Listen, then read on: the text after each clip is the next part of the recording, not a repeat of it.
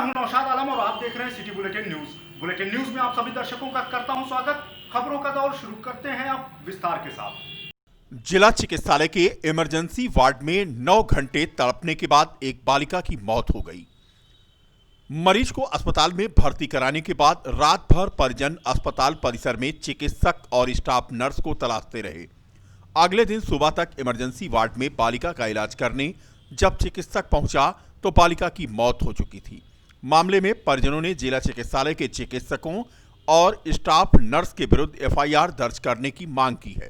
वहीं सीएमओ ने इस लापरवाही की जांच कराने के निर्देश दिए हैं। केंद्र और प्रदेश सरकार उत्तर प्रदेश में स्वास्थ्य सेवाओं को बेहतर और सर्वजन सुलभ बनाने का दम भर रही है। वहीं चिकित्सा विभाग की लापरवाही की कीमत मरीजों को अपनी जान देकर गंवानी पड़ रही है। मामला है बीती 5 नवंबर की रात 11 बजे अयोध्या कोतवाली क्षेत्र के लालबाग निवासी किशोरी अनुशिका को उल्टी व पेट दर्द की शिकायत पर जिला चिकित्सालय के न्यू इमरजेंसी वार्ड में भर्ती कराए। आरोप है कि वार्ड में भर्ती करने के बाद डॉक्टरों और नर्सों ने बीमार किशोरी को देखने की जहमत नहीं की, जबकि किशोरी रात भर दर्द से तड़पती रही। अगले दिन सुबह करीब 8:30 बजे जब चिकित्सक पहुंचे तो उसकी मौत हो चुकी थी। सुबह 8:50 पर चिकित्सकों ने जांच के बाद किशोरी को मृत घोषित कर दिया। यह सुनते ही हंगामा शुरू हो गया। मौके पर पहुंचे सिटी मजिस्ट्रेट सत्य प्रकाश ने मृतक के परिजनों को समझाया और मामले में कार्रवाई का आश्वासन दिया, जिसके बाद परिजन शांत हुए। से जो मृतका है उसके मामा जो है उनका नाम अमित कुमार है और वो कल रात पे अपनी भांजी अनुष्का को लेकर के यहाँ पे लगभग रात में 11:05 पर यहाँ जिला अस्पताल पे आए और उनके ये आरोप हैं कि उनको सिर्फ एडमिट कर लिया गया और उसके बाद जो है जो भी अच्छे डॉक्टर्स यहाँ के थे, सीनियर डॉक्टर्स थे, उनके द्वारा किसी के द्वारा भी अटेंड नहीं किया गया और आज सुबह प्रातः 10 बजे जो है बच्ची ख़त्म हो गई और उसी को लेकर के पीड़ित परिवार में रोष है और इस बात की मांग की जा रही है कि जो भी डॉक्टर्स दोषी हैं उनके खिलाफ कार्रवाई की जाए। परिजनों ने doctor Dharmendra Kumar, doctor A K. Sinha, Rajesh Kumar Singh, doctor Vipin Verma, doctor Ajay Tiwari समेत 3 स्टाफ नर्सों पर लापरवाही का आरोप लगाते हुए कार्रवाई की मांग की है। आरोप है कि परिजनों ने जब चिकित्सकों पर लापरवाही का आरोप लगाया, इसी बीच भर्ती पंजिका में भी गड़बड़ी कर दी गई। बताया जा रहा है कि अस्पताल प्रबंधन ने किशोरी के भर्ती करने के समय और तिथि में परिवर्तन कर दिया। जिला अस्पताल में मरीज भर्ती पंजिका में किशोरी के भर्ती होने का समय 6 नवंबर यानी आज सुबह 8:30 दिखाया गया। भर्ती करने की 10 मिनट बाद 8:40 पर ऑक्सीजन लगाने और इसके बाद 10 मिनट बाद 8:50 पर किशोरी की मृत्यु की सूचना दर्ज है, जबकि मृतक के परिजनों का कहना है कि 5 नवंबर की रात 11:05 पर ही जिला चिकित्सालय में किशोरी को भर्ती कराया गया था। मामले में जिला चिकित्सालय के मुख्य चिकित्सा अधीक्षक रविंद्र कुमार का कहना है कि चिकित्सीय परीक्षण की प्रक्रिया पूरी होने के बाद ही किसी को मृत घोषित किया जाता है। किशोरी की मौत अगर चिकित्सकों व स्टाफ नर्स की लापरवाही से हुई है तो इसकी जांच आवश्यक है। मामले की जांच के लिए गठित कमेटी 3 दिन में रिपोर्ट देगी, जिसके बाद दोषी चिकित्सकों और स्टाफ नर्स के विरुद्ध विभागीय कार्रवाई की जाती है। अगर उन पर दोष सिद्ध होता है तो शासन को भी उनके विरुद्ध एक्शन लेने के लिए लिखा जाएगा। ये ठीक चीज़ नहीं है सब। अगर मरीज भर्ती हुआ है तो उसका ठीक से उपचार होना चाहिए, इसीलिए मरीज यहाँ आता है। इसके साथ उसकी बीएसटी पर छेड़छाड़ की गई है। 10 बजे तक कोई डॉक्टर गया नहीं, जो बीएसटी पे लिखा गया 8:30, 8:40, 8:50, ये क्या है?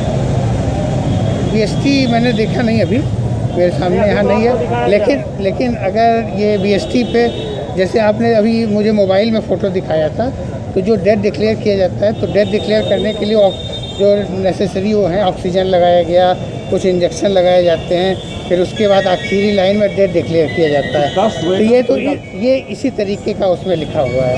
10 बजे तक कोई डॉक्टर गया ही नहीं तो ये सर वहाँ सीन किया, किसने लगाया? अगर ऐसा है तो इसकी जांच करनी होगी, हम जांच कराएंगे इसकी और कोई भी दोषी पाया जाएगा तो उसके खिलाफ ज़रूर हम एक्शन ले सकते होंगे तो हम करेंगे, नहीं तो हम गवर्नमेंट को लिख देंगे। एक मेरे पास एक संज्ञान में आया था, उसकी मैंने जांच कराई है। वो एक डॉक्टर साहब थे हमारे, उनके खिलाफ शायद एफआईआर भी हुआ है और उसके कार्रवाई चल रही है। अयोध्या के जिला अस्पताल में अस्पताल के कर्मचारियों और अज्ञात लोगों द्वारा इमरजेंसी वार्ड के डॉक्टर रूम में पार्टी किए जाने की 2 अलग अलग वीडियो वायरल हुई है। एक वीडियो में इमरजेंसी वार्ड के डॉक्टर रूम में अस्पताल कर्मियों और अज्ञात लोगों द्वारा पार्टी की जा रही है। लोग उसमें नशे में दिखाई दे रहे हैं। वहीं दूसरी वीडियो इमरजेंसी वार्ड की है, जिसमें वार्ड के अंदर कोई भी डॉक्टर और अस्पताल कर्मी मौजूद नहीं है। मरीज परेशान हालत में स्ट्रेचर पर लेटा हुआ है। यह दोनों वीडियो वायरल होने के बाद जिला अस्पताल में अव्यवस्था की पोल खुलती नजर आ रही है। ये अपने आप में बेहद गंभीर मामला है, जहां एक तरफ कोविड-19 से लोग परेशान हैं, वहीं दूसरी तरफ टाइफाइड और डेंगू बीमारियों से भी मरीज परेशान हालत में हैं और जिला चिकित्सालय में उनका सही ढंग से इलाज नहीं हो रहा है। इलाज की जगह पर अस्पताल में पार्टी की जा रही है। आप पहली वीडियो में देख सकते हैं कि अस्पताल कर्मी और कुछ अज्ञात लोग अस्पताल के हैं, वह इमरजेंसी वार्ड के डॉक्टर रूम में पार्टी करते नजर आ रहे हैं। उनको अस्पताल प्रशासन और जिला प्रशासन का कोई डर नहीं। बेखौफ होकर वह डॉक्टर रूम में पार्टी कर रहे हैं। जो लोग पार्टी कर रहे हैं उनकी हालत देखकर लग रहा है कि वे नशे में भी हैं, लेकिन अस्पताल प्रशासन को इस पार्टी की कोई जानकारी नहीं है। इस संबंध में जिला अस्पताल के सीएमएस रविंद्र कुमार ने आज कहा कि उन्हें मामले का संज्ञान है और एक जांच कमेटी उन्होंने बैठाई है, जिसको 3 दिन में रिपोर्ट देनी है। उनका कहना है कि दोषी कर्मी जो पार्टी में दिख रहे हैं उनके खिलाफ कड़ी कार्रवाई की जाएगी और मुकदमा भी दर्ज कराया जाएगा। और वो एक वीडियो दिखलाया है, मैं इसकी मेरे संज्ञान में नहीं था और मैं इसकी पूरी जांच करा रहा हूं। मैंने अभी भी टीम बना दी है, 3 दिन में मुझे वो रिपोर्ट दे देंगे और जो भी इसके लिए रिस्पॉन्सिबल होगा, उत्तरदायी होगा, उसके खिलाफ हम लोग जरूर इसमें कठोर कार्रवाई करेंगे और एफआईआर भी पुलिस को भी इसकी सूचना देंगे। क्या यहीं के स्टाफ लोग और कुछ डॉक्टर लोग भी इसमें नहीं, मैं नहीं पहचान पा रहा हूँ कि कौन कौन लोग हैं इसमें। बीकापुर कस्बे में मलेथू मोड़ पर हाईवे के किनारे खड़ी दुर्घटनाग्रस्त ट्रक आए दिन राहगीरों के लिए मुसीबत बन गई है। यह वही ट्रक है जिसकी चपेट में आकर करीब महीने भर पूर्व एक बाइक सवार युवक की मौत हो गई थी। कहने को तो यह ट्रक पुलिस अभिरक्षा में है, मगर स्थानीय पुलिस ने आज तक इसको हाईवे से हटाकर सुरक्षित स्थान तक पहुंचाने की जहमत नहीं उठाई। शायद पुलिस को किसी और बड़े हादसे का इंतजार है। स्थानीय दुकानदारों ने दुर्घटनाग्रस्त खड़ी ट्रक के बाबत जानकारी देते हुए बताया कि कई बार स्थानीय पुलिस व ट्रक मालिक से बात करने के बाद अभी तक इस पर कोई निर्णय नहीं हो पाया है। आए दिन राहगीर और मोटरसाइकिल और साइकिल सवारों के लिए यह ट्रक खतरे का सबब बन गई है, क्योंकि आने वाले समय में कोहरा पड़ने की स्थिति में खड़ी ट्रक में कोई भी वाहन या राहगीर मोटरसाइकिल सवार टकरा सकता है। पहले लगभग एक्सीडेंट हुआ था रात में और तब से खड़ी हुई है। तब से यहाँ से ट्रक हटी नहीं, रोडवेज भी था वो हट गया और कई बार ट्रक मालिक से वार्ता हुई, वो आश्वासन देते हैं लेकिन हटवाते नहीं हैं। और उसके बावजूद यहाँ पे कई एक्सीडेंट, इसमें लड़के मोटरसाइकिल से कई एक्सीडेंट हो चुके हैं। क्या नाम है आपका? विजय पाठक। मिलते हैं एक छोटे से ब्रेक के बाद।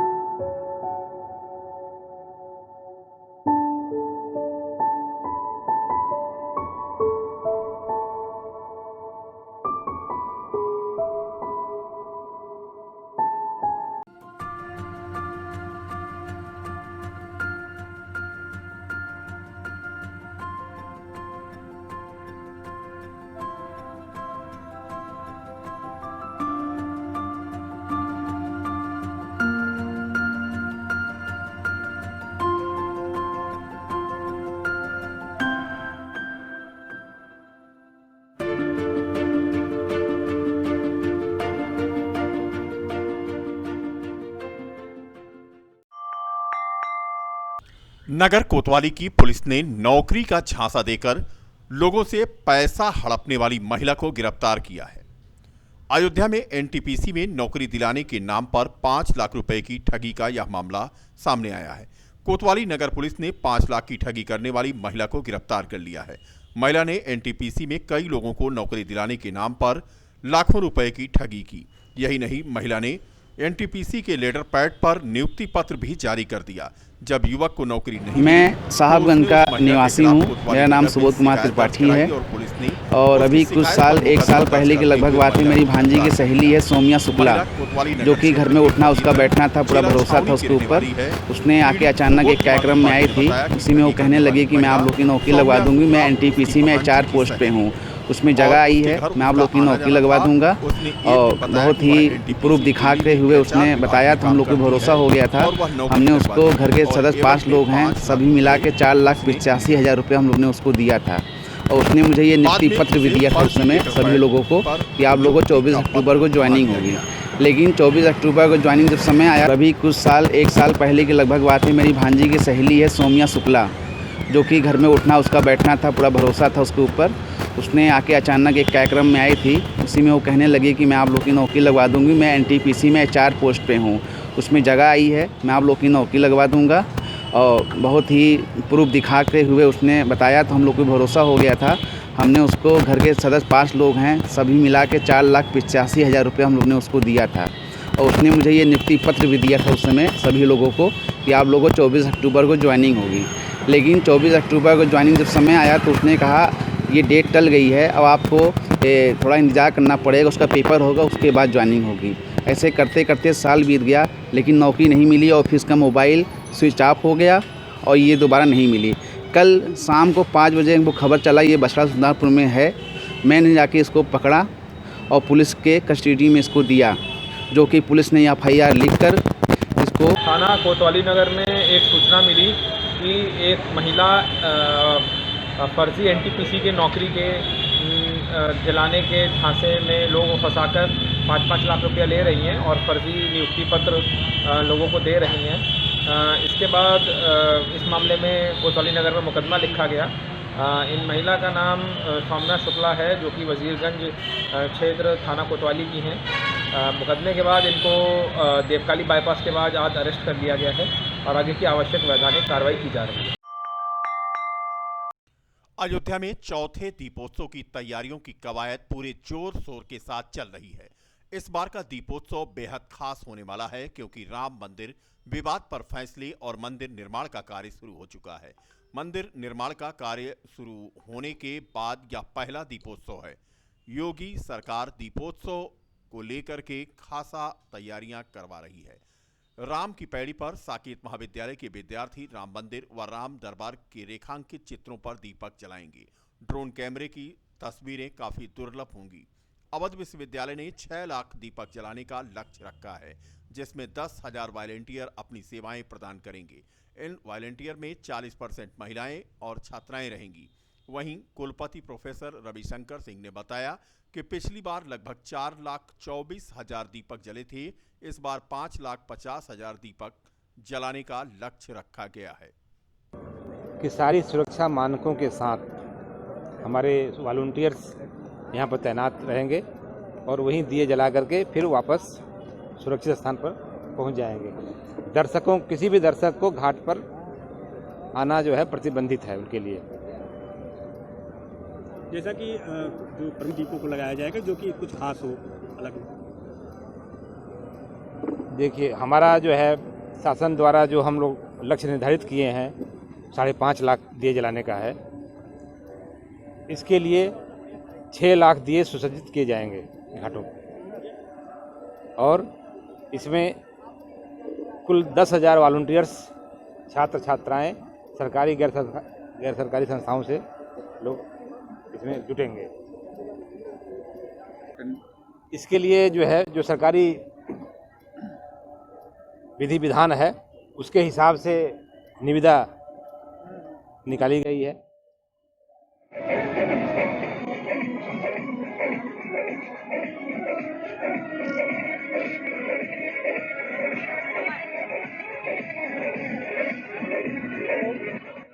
रामनगरी में भव्य दीपोत्सव की तैयारियां अपने आखिरी दौर में हैं। दीपोत्सव में प्रमुख कार्यक्रमों में साकेत महाविद्यालय से निकलने वाली रामायण पर आधारित झांकियां और उनके आगे चलने वाली फोक डांस करते कलाकार प्रमुख आकर्षण का केंद्र होंगे। जिसके लिए कलाकारों ने भी तैयारी तेज कर दी है और दिन रात अभ्यास यहां चल रहा है। बता दें कि 13 नवंबर को अयोध्या में भव्य दीपोत्सव का आयोजन होना है। वहीं दूसरी तरफ साकेत महाविद्यालय से निकलने वाली झांकियां प्रमुख आकर्षण का केंद्र होंगी। रामायण अधिकार पर आधारित झांकियों में अवधी कला फोक डांस की झलक भी देखने को मिलेगी। सबसे आगे लोक नृत्य पर आधारित अभिनय करते हुए कलाकार नजर आएंगे, तो इनके पीछे गाड़ियों पर रामायण आधारित किरदारों में कलाकार भी नजर आएंगे, जो मुख्य आकर्षण का केंद्र होंगे। तस्वीरें तैयारियों की हम आपको दिखा रहे हैं।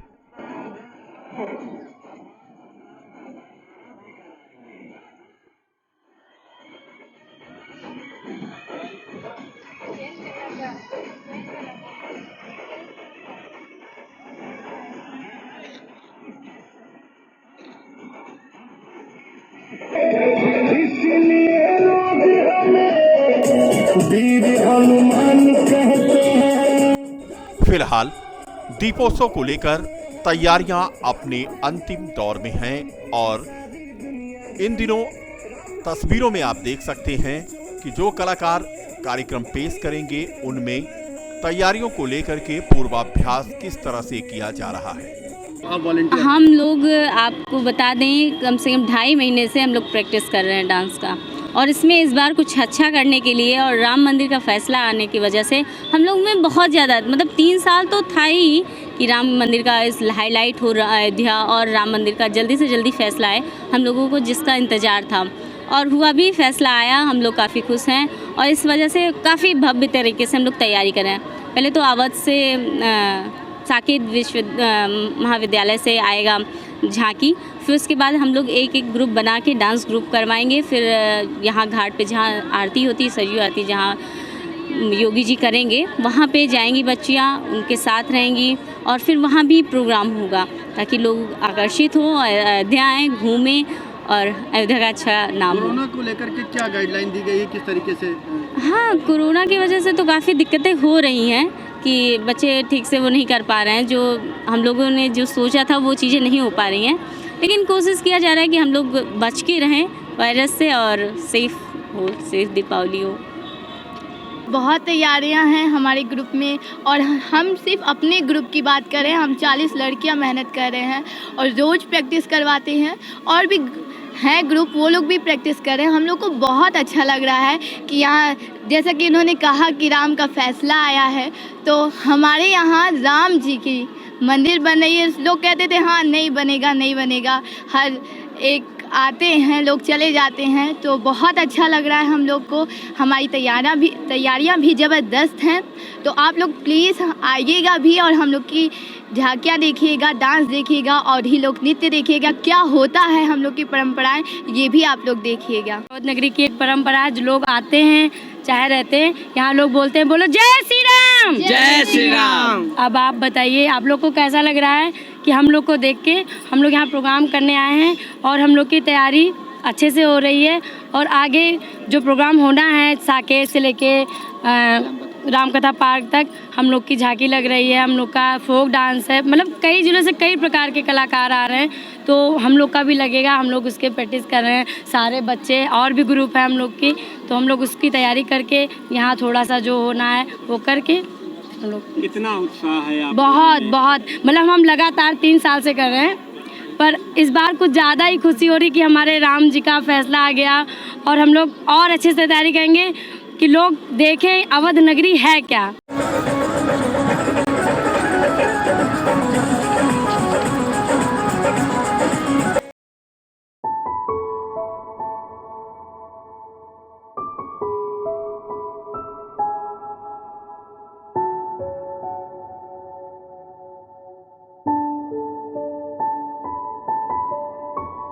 आज के लिए बस इतना ही।